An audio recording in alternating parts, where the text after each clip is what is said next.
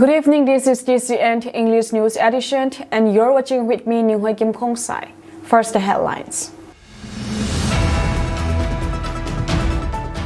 Those committing crimes against women won't be spared, says PM Modi. Manipur and Mizoram hotel staff allays illegal confinement at Chennai hotel. News in detail. In a strong message amid rising concerns over crimes against women, Prime Minister Narendra Modi on Sunday assured that those committing such offences will not be spared. Speaking at the Lakpati DD event in Maharashtra's Jalgaon, Prime Minister Modi addressed the recent nationwide outrage over cases like the Kolkata doctor's rape and murder, the Badlapur school sex abuse case, and the Assam gang rape. He termed crimes against women as unforgivable sin. It is society and the government's duty to uphold the safety and dignity of women. We are strengthening and making stricter laws for criminals who commit sins against women, the Prime Minister said. PM Modi highlighted the government's effort to enhance legal frameworks and enforcement mechanisms, including introductions of amendments to existing laws and the creations of new systems to make justice more accessible to victims. Earlier, there were complaints that FIRs were not filed. We brought the BNS and made a lot of amendments, he said. If a woman does not want to go to police station, she can file an EFIR. Nobody can change or tamper with an EFIR. On the issue of crimes against women after marriage, PM Modi noted that his government has introduced specific amendments to the BNS to address such concerns. He assures that the central government stands firmly with state governments in tackling crimes against women. Today, I challenge you. Keep the 7 decades of previous governments on one side and put 10 years of Modi government on the other scale.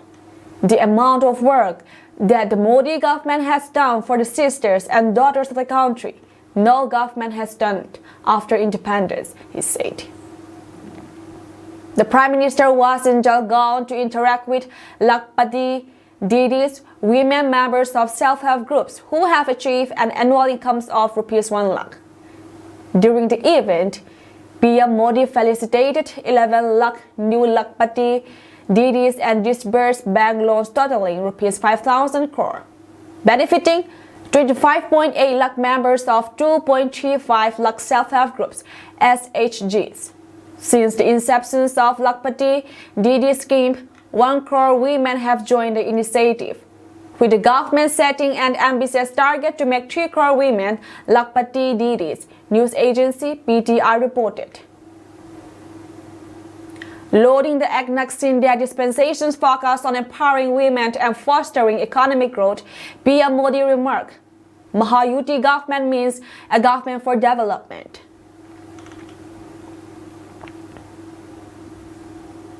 Three people from Manipur and Mizoram working at a bar in Chennai hotel have alleged the management kept them in illegal confinement over allegations of theft. They say the management did not let them go after the work hours on Saturday. The Chennai police said the waiters alleged the management accused them of stealing Rs 1.5 lakh, held them captive, and threatened them. The hotel's management has denied the allegations and claimed the waiters swindled the money, police sources said.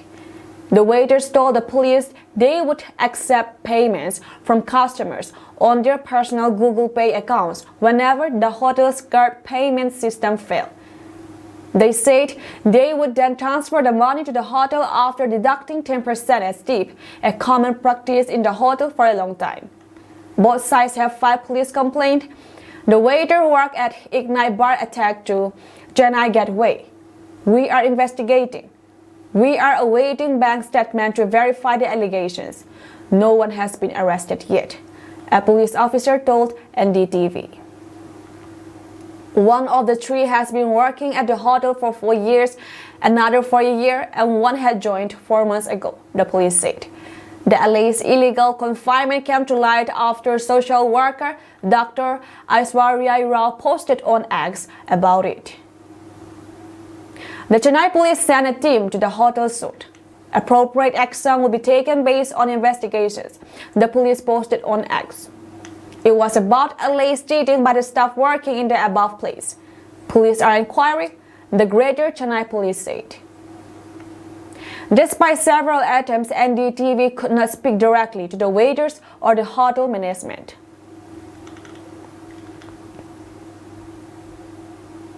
The Mizoram police have rescued and brought back 3 Mizo women who were stranded in Syria for about 20 months. The women who had left Mizoram in 2022 faced hardship soon after landing in Syria in November of that year. After efforts by Mizoram police and Indian embassy authorities, the women left Syria on August 20 and were brought home on Saturday. 2 women are from Nathlia district and 1 is from Champai district.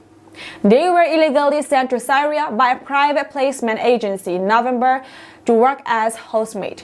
Chief Minister Lalju Oma and Home Minister K. Sabdanga took the issue seriously and initiated steps to rescue them in May.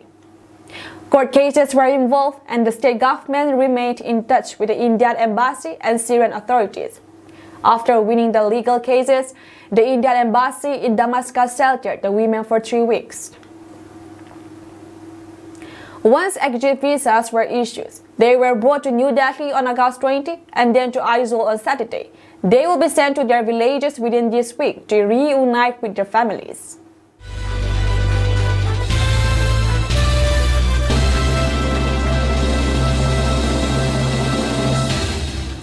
Ten out of 17 persons on board the tractor trolley were rescued in an overnight operation near Davana village.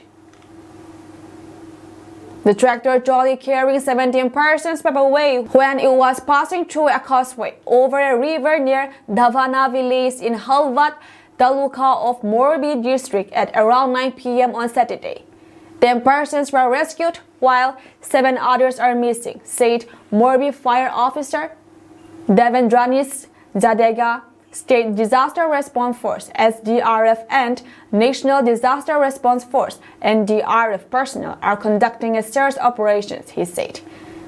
Several parts of Gujarat were battered by heavy to very heavy rains in the last 24 hours till 6 a.m. on Monday, forcing authorities to shift hundreds of people to safe places after low-lying areas in Navsari and Valsad districts were inundated due to a rise in the water level of monsoon rivers. At 356 mm, Khergam Taluka in Navsari district recorded the highest rainfall in the last 24 hours, ending 6 a.m. on Monday. The State Emergency Operations Center (SEOC) data showed. During this period, Dang Awa Taluka of the Dangs district received 26 mm of rainfall and Kaprada, Valsad district 263 mm. Parts of Narmada, Surendranagar, Raskot, Tapi, Mahisagarant, Morbi, Dahod, and Vadodara were among other districts that received over 100 mm of rainfall. Chief Minister Bhupendra Patel spoke over the phone to collectors of Morbi, Kutch, Raskot, Surendranagar, and Bhavnagar districts of the Saurashtra region, and Bharuch and Dang districts in South Gujarat late Sunday to review the situation. Patel instructed the collectors to remain alert and ensured the safety of people and their livestock by constantly monitoring the rainfall situation. The Chief Minister's Office (CMO) stated, amid forecasts for more rains in the state, Chief Secretary Rajkumar chaired a review meeting on Sunday evening. The Indian Meteorological Department has predicted heavy to very heavy rains in Gujarat over the next week. Based on this forecast, the Chief Secretary instructed the various district administrations to make all necessary preparations. He instructed the officers and employees of the district and Taluka administrative system to be present on duty at the headquarters considering the prevailing rain situation, stated and officer released. The Chief Secretary said the administration should remain especially vigilant in places where people are likely to gather in large numbers, considering the upcoming festivals during Shravan month to avert any rain-related tragedy. Local administrations should also ensure that roads closed due to flooding are restored immediately and electricity supply is not disrupted for long. With the current spell of rains, districts in South Gujarat have received over 105% of the average annual rainfall so far, the highest in the state. 8 districts of South Gujarat and Saurashtra have received more than 100% of their average annual rainfall. All other districts recorded more than 50% of the average annual rainfall so far this season, the SEOC data showed.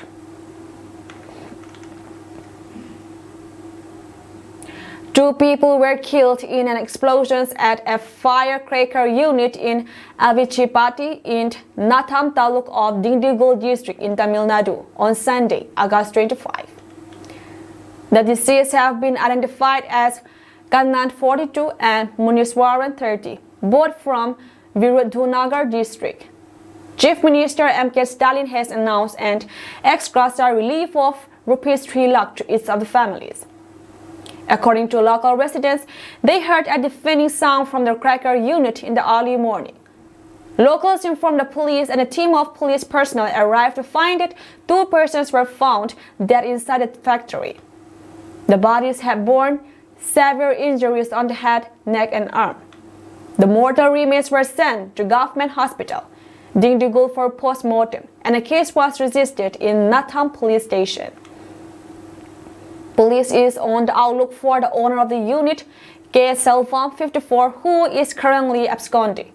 It may be noted that Virudhunagar in Tamil Nadu is the biggest producer of fireworks in the country. Sivakasi in Virudhunagar district is the hub of the fireworks industry in Tamil Nadu. Dindigul and other adjoining districts of the state also have a few firework factories. Tamil Nadu fireworks industry has a turnover of Rs 6,000 crore annually and employs around 1 lakh people directly and indirectly.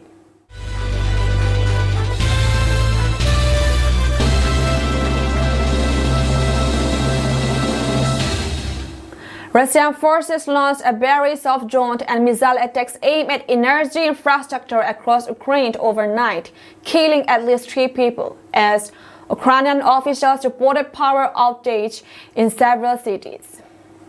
Ukraine's Air Force on Monday said it detected dozens of missiles and drones targeting almost all regions of the country, including the capital Kyiv and the southern port city of Odessa.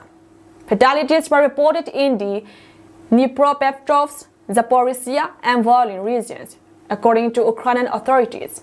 At least 5 people were injured in the central Poltava region when an industrial facility was hit, according to its regional military chief. Ukraine's Prime Minister Denis Shmyhal said Monday at least 15 regions were impacted by what he called a massive Russian attack targeting energy infrastructure. The country's national energy company, Ukrenergo, has implemented emergency power cuts to stabilize the system, he said on Instagram. Power outages have been recorded in several cities, including Kyiv and Dnipro, following the attacks, according to Serhiy Kovalenko, CEO at Yasno Energy Company. Meanwhile, Ukraine's energy minister Herman Halushchenko said the energy sector is in the crosshairs and the extent of the damage was being investigated. Russian forces launched a series of drone and missile attacks aimed at energy infrastructure across Ukraine overnight, killing at least 3 people, as Ukrainian officials reported power outages in several cities. Ukraine's Air Force on Monday said it detected dozens of missiles and drones targeting almost all regions of the country, including the capital Kyiv and the southern port city of Odessa. Fatalities were reported in the Dnipropetrovsk, Zaporizhia and Volyn region, according to Ukrainian authorities. At least 5 people were injured in the central Poltava region when an industrial facility was hit, according to its regional military chief. Ukraine's Prime Minister Denis Simnat said Monday at least 15 regions were impacted by what he called a massive Russian attack, targeting energy infrastructure. The country's national energy company, Ukrenergo, has implemented emergency power cuts to stabilize the system, he said on Telegram.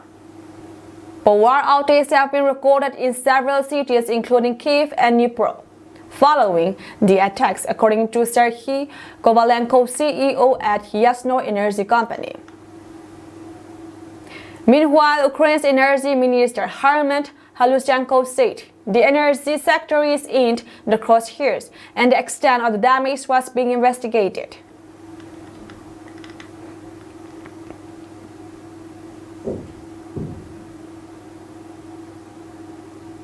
Israel launched a wave of airstrikes across southern Lebanon early Sunday in what it said was a preemptive strike on Hezbollah, as the militant group launched hundreds of rockets and drones to avenge the killing of one of its top commanders last month. Lebanon state-run national news agencies say 3 people have been killed. No casualties have been reported from Israel's side. Lebanese media reported other strikes across the south, and footage of apparent strikes circulated on social media. The heavy exchange of fire threatened to trigger an all-out war that could draw in the United States, Iran, and militant groups across the region.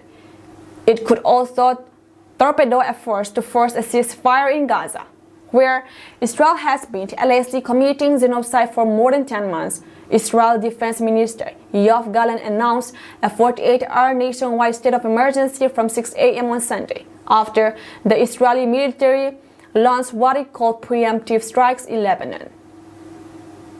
The declarations on a state of emergency enables the IDF, Israeli military, to issue instructions to citizens of Israel, including limiting gatherings and closing sites where it might be relevant, Gallant said in a statement issued by his office.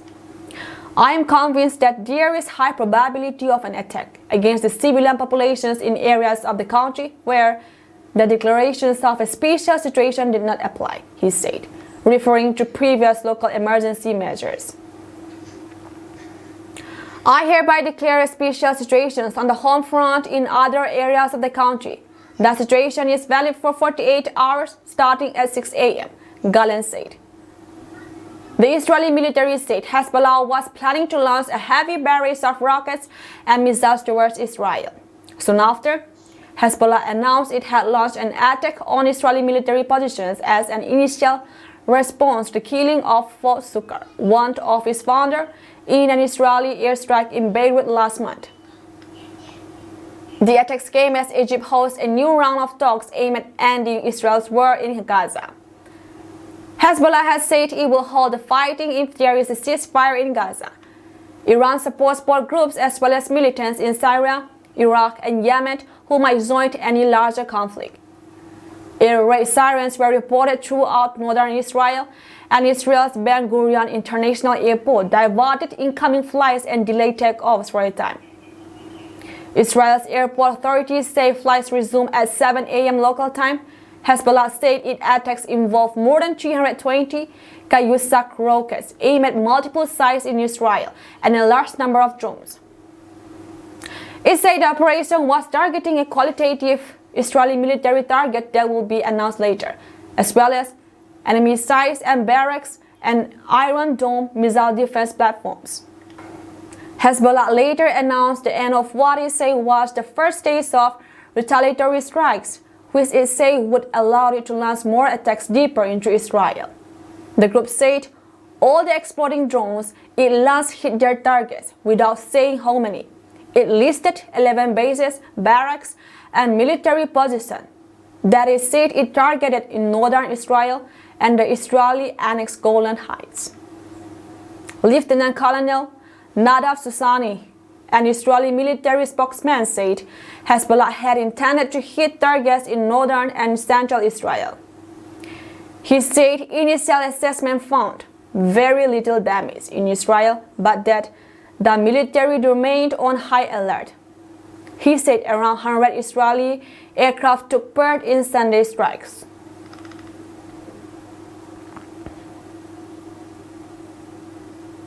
At least 31 people have been killed in two separate attacks by gunmen in Pakistan's restive Balochistan province, news agency AP reported. 23 people were killed in Pakistan's Balochistan when gunmen forced them off a bus and shot them after checking their identities, a report by Pakistani Daily Dawn stated.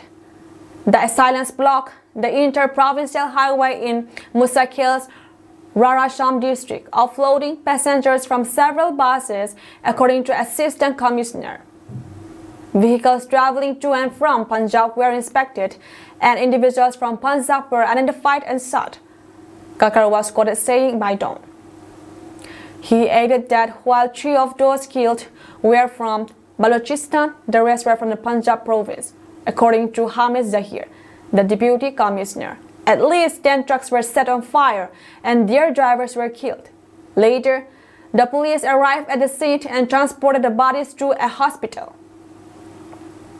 In another incident, gunmen killed at least 9 people, including 4 police officers and 5 passers-by in the Galat districts, news agency AP reported. Insurgents blew up a railway track in Boland, attacked police stations in Mastung, and attacked and burned vehicles in Gwadar. All these districts fall under Balochistan. No casualties have been reported in these attacks. According to Reuters, militant group Balochistan Liberation Army (BLA) has taken responsibility of the killings in a statement emailed to journalists. They have also warned of many more attacks, including one on a major paramilitary base. Pakistani authorities are yet to confirm this, the news agency said. The BLA has also said that its fighters targeted military personnel traveling in civilian clothes, who were shot after being identified, Reuters said. The Interior Minister of Pakistan, however, has said that the victims were innocent citizens. Earlier, the BLA had warned people to stay away from highways. The attack has been condemned by President Asif Ali Zardari and Prime Minister Shehbaz Sharif. Any kind of terrorism is not acceptable in the country, Sharif was quoted as saying by Radio Pakistan. President Zardari described the brutal killing of innocent people as an assault on all humanity, condemning the terrorists as enemies of both Pakistan and humanity. Meanwhile, the Prime Minister instructed the local administrations to fully support the buried families and provide immediate medical assistance to the injured. Balochistan Chief Minister Sarfaraz Bukti also strongly condemned the terrorist attack. He expressed deep sympathy and condolences to the victims' family, stating that the terrorists and their facilitators will face exemplary consequences. He assured that the Balochistan government would pursue the perpetrators.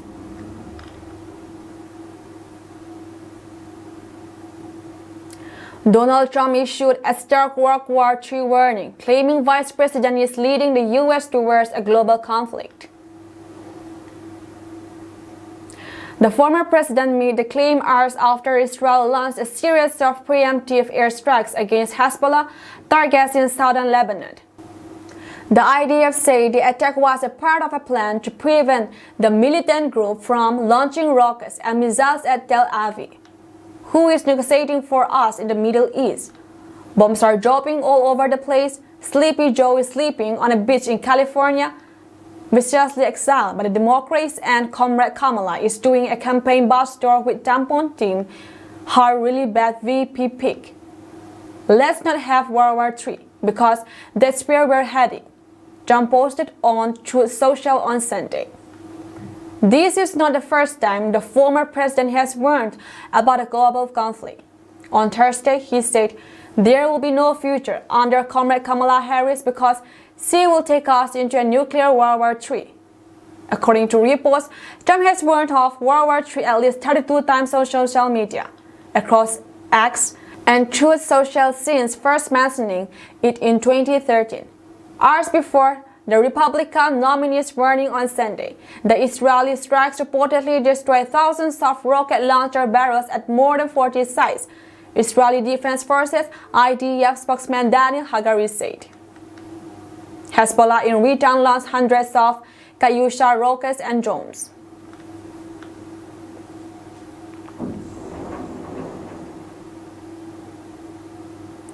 Violent clashes erupted between students and Ansar members near the secretariat in Bangladesh's capital Dhaka on Sunday night.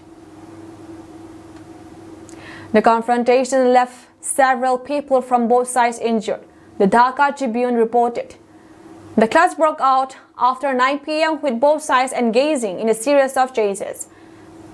During the turmoil, police intervened in an attempt to restore order. Earlier, students from various dorms of Dhaka University began gathering at Razu Memorial Sculpture to march to Secretariat to confront Ansar members, whom they were calling agents of autocracy, according to Dhaka Tribune. These escalations follow reports that a group of Ansar members were detaining Nahid Islam, an advisor in the interim government and coordinator of Students Against Discrimination movement, along with coordinators Sarjis Alam, Hasnat Abdullah, and others at the Secretariat. Student protest coordinator Hasnat Abdullah in a Facebook post blamed former Director General of Ansar for a continued blockade of the Secretariat, even after the demands of protesting Ansar members were met. Hasnat also asked everyone to gather in front of Razu Memorial Sculpture at Dhaka University. Dhaka Tribune reported. AKM Aminul Haq is the elder brother of former Deputy Minister of Water Resources AKM Inamul Haq Samim. Hasnat Abdullah on his Facebook wrote, "Everyone come to Razu. The autocratic forces are trying to make a comeback through the Ansar force. Even after their demands were met, we were kept locked in the Secretariat." Earlier in the day, Ansar members ended their protest after receiving assurance from Lieutenant General retired Zahangir Alam Chaudhary, the interim government's advisor for Home Affairs. The members had been demonstrating for 2 days, calling for nationalizations of their jobs.